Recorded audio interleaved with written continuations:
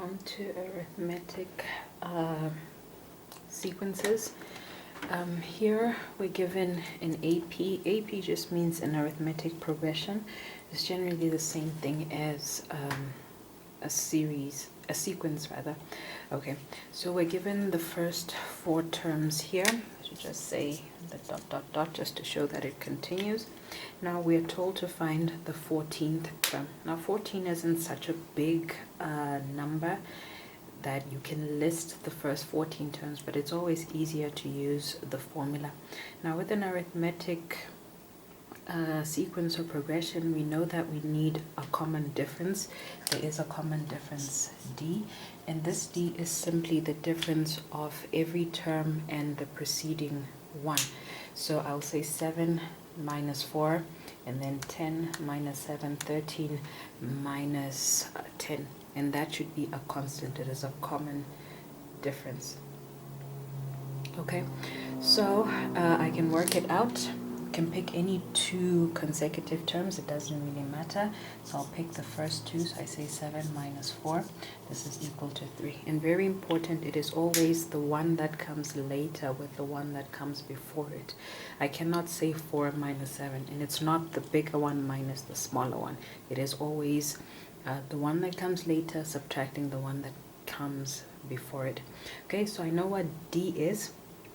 All I need now is the formula for the nth term.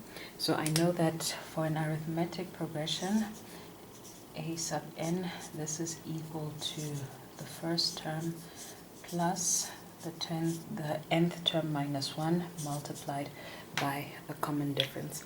This a sub 1 is simply the first term in the progression, and D is the common difference, which I just worked out over there.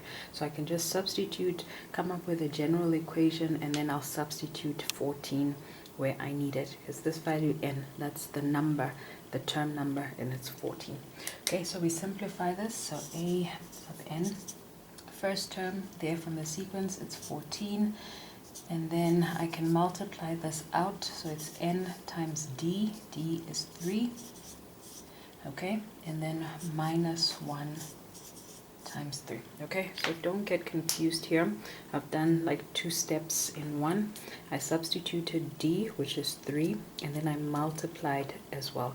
So d is 3, it multiplies with the n, I get this one. D is 3, multiplies with minus 1, and then I get that term.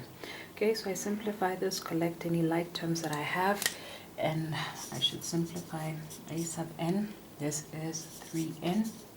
Okay, and you can see here I have 4, and this is minus 3. 4 minus 3 is just 1. Okay, so this is my formula for the nth term. Okay, now I need to remember, it said I should find the 14th term. So if I'm looking for the 14th term, n is 4. So I can write it here, the 14th term, this is equals to 3 times 14 plus 1. Okay, so you can get your calculator out, but I think you should be able to do this one out of your head. And if you did it correctly, I think you should get 43. Okay, and then that is the 14th term. And if you listed them out from the first term to the 14th one, you will see that the 14th term is indeed 43.